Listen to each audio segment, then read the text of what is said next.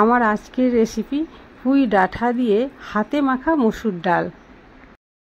খুব কম সময়ে অল্প উপকরণ দিয়ে এটি মাত্র 10 মিনিটের মধ্যে তৈরি করে নেওয়া যায়। এই দুর্দান্ত স্বাদের হাতে মাখা মসুর ডাল তোমরা ভাত, রুটি, পরাঠা যার সঙ্গে ইচ্ছে খেতে পারো। আর হ্যাঁ, ভিডিওটি প্রথম থেকে শেষ পর্যন্ত দেখার অনুরোধ করছি। যদি ভালো লাগে একটা লাইক করে দিও, আর চ্যানেলটি যদি সাবস্ক্রাইব করে না থাকো তাহলে প্লিজ চ্যানেলটি সাবস্ক্রাইব করে দিও। তো চলো, পিকে ম্যাজিক ফুড ফ্যাক্টরিতে তোমাদের সকলকে স্বাগত জানিয়ে শুরু করছি আজকের রেসিপি। এর জন্য আমি নিয়ে নিচ্ছি কিছুটা পুঁই ডাঁটা, যেটা আমি পিস পিস করে কেটে রেখেছিলাম।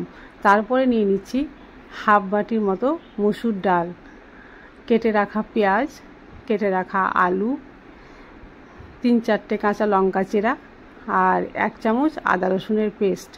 তারপরে দিয়ে দেব কাঁচা সর্ষের তেল। আচ্ছা, আমি আবারও বলে দিচ্ছি, এখানে কিন্তু কাঁচা সর্ষের তেলটাই দিতে হবে, তাহলে এর স্বাদটা হবে অসাধারণ। এরপরে দিয়ে দিচ্ছি হাফ চামচের মতো কাঁচা ধনের গুঁড়ো আর কাঁচা জিরের গুঁড়ো। তারপরে দিলাম স্বাদ মতো লবণ, পরিমাণ মতো হলুদ। সমস্ত উপকরণগুলো ভালোভাবে এবার হাত দিয়ে মাখিয়ে নেব। আর এই মাখানোটা যত বেশি ভালো হবে, এই রেসিপিটা তত বেশি ভালো হবে। এই যে এইভাবে হাত দিয়ে আমি খুব সুন্দর করে মাখিয়ে নিচ্ছি।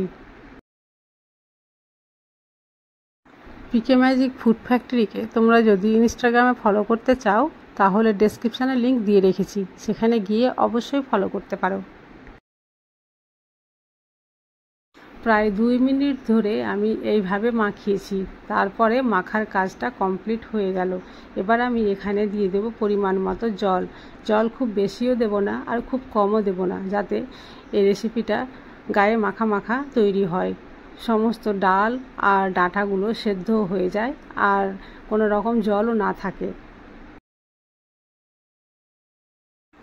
এবার গ্যাসের ফ্লেম অন করে কড়াই বসিয়ে দিয়েছি, আর গ্যাসের ফ্লেমটা মিডিয়াম টু লোয়ে রাখতে হবে।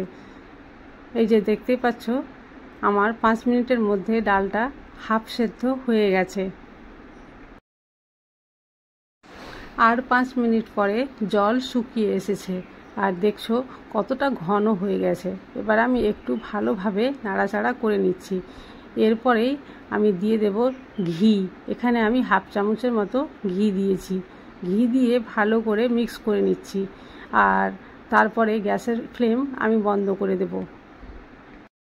সবশেষে আমি দিয়ে দিচ্ছি গরম মশলার গুঁড়ো।